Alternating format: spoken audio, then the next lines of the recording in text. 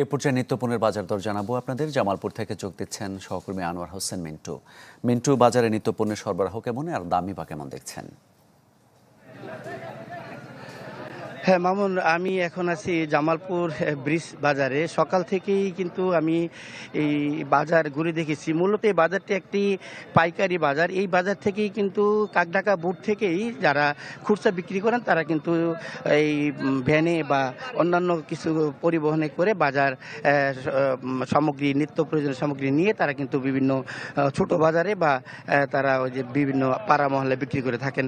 আমি বাজারের যে যারা ব্যবসায়ী রয়েছেন তাদের সাথে কথা বলে যেমনটি জানতে পেরেছি যে যেমন নিত্য প্রয়োজনীয় যে পণ্য সামগ্রী আছে, যেমন চাল, ডাল, চিনি, রসুন, পেঁয়াজ, এগুলোর পণ্যর দাম কিন্তু অনেকটা আগের মতোই রয়েছে। Japan Bangladesh joint venture company JBS holdings limited অনেকটা স্থিতিশীল রয়েছে আর কি। তবে কাঁচা বাজারে সবজির দাম অনেকটাই ঊর্ধ্বমুখী। বাজারে করলা এবং বেগুনের কেজি কিন্তু 100 টাকা পর্যন্ত বিক্রি হচ্ছে, আর কাঁচামরিচ 200 টাকা, লাউ 70 থেকে 80। এছাড়া যে কোনো সবজিতে হাত দিলেই কিন্তু 70 থেকে 80 টাকা কেজি ধরে তাদেরকে কিনতে হচ্ছে।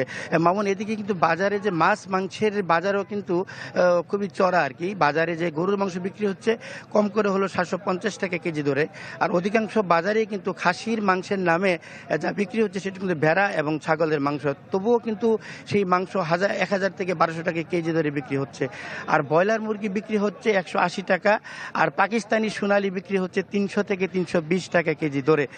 এছাড়া বাজারে সব ধরনের মাছ এবং ছোট বড় সব ধরনের মাছ কিন্তু বাজার চড়া, যে এই জন্য সাধারণ মানুষ কিন্তু মাছ এবং মাংসের বাজারে ঢুকতেই কিন্তু অনেকটা ভয় পায়। সাধারণ মানুষ চাচ্ছে যে বাজার মনিটরিং করে যেন একটা নিত্য পণ্যের একটা সহনীয় মাত্রায় আনা যায়। মামুন, ধন্যবাদ আপনাকে।